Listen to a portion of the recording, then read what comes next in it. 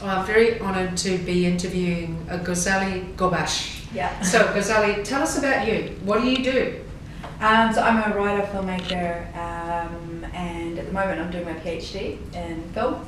And with two other fellow filmmakers, we started a collective that's all about trying to get diversity on screen and behind the screen. So changing kind of the characters and the stories on screen through short films, pretty much what. And why do you feel driven to do that?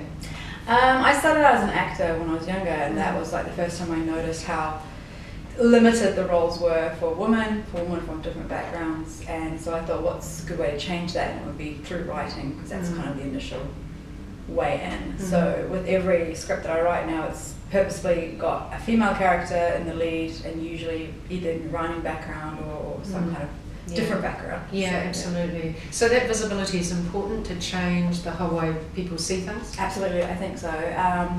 For myself growing up, I'd always feel connected to people that either looked like me or had something in common with me, even if they weren't, if they were like African American or Latina, just because they looked a bit different. So I thought, the more kind of different faces we get there. But also the stories, because you don't, you want to get away from stereotypes as well, and the only way to do that is to write that in, look at more. So when most people look at you, do they have any idea where you're from? No, I get a variety of things, depending where I am in the world. Do people think you're Maori? I got that in London a few times, but yeah, mainly South Asian, sorry. Yeah. Okay, so that's interesting. When did you come to New Zealand and why? I came in 1987 with my family.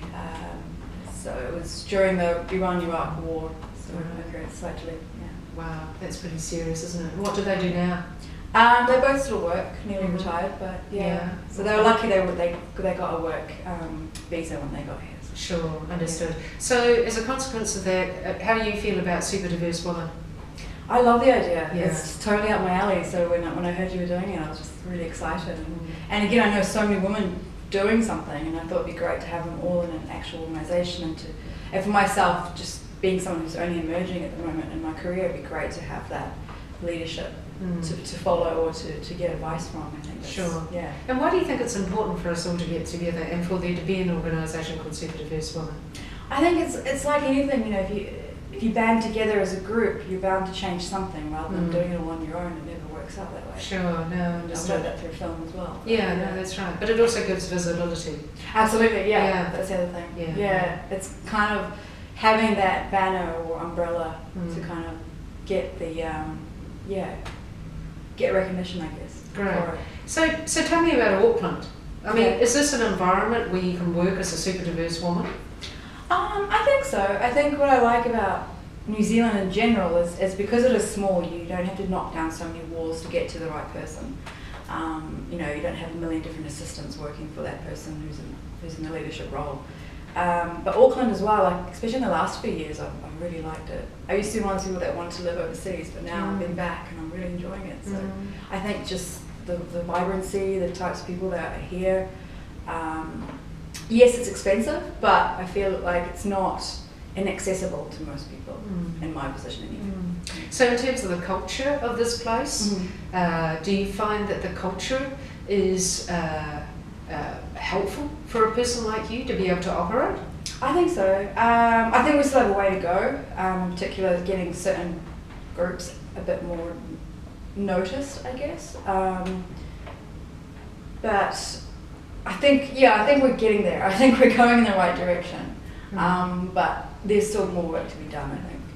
Well, Tamaki Makaurau, as you know, it translates into a place desired by many. So it is a lovely place, but it's also a very multicultural place. Absolutely, yeah. I think so.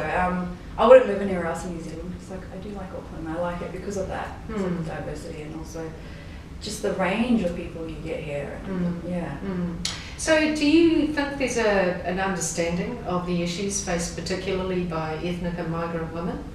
I think in certain circles there are. I think the general population, or if you read certain publications and you read the letters to the editor, you will see little nuggets where you think, nope, we still have a way to change certain things, whether it's racism or xenophobia or something like that. I feel like it needs to be addressed quite bluntly now in this kind of political climate as well.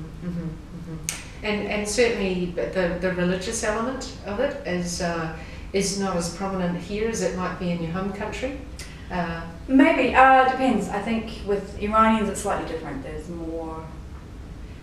Yeah, I mean, most people I know probably don't come from that traditional background.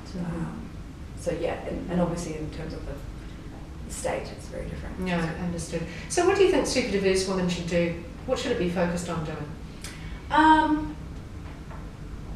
I think firstly putting the word out there, like you said, getting the recognition, and then secondly, banding together and trying to come up with things or ways to push that agenda.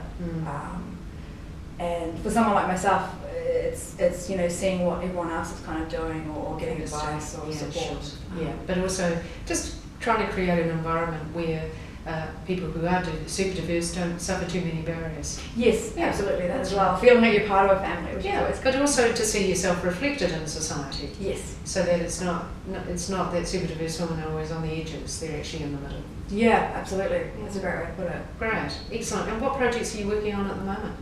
I've got a short film, hopefully getting funding soon, and a couple of feature scripts and my PhD. Wow, you certainly sound busy. I wish you success. Thank you.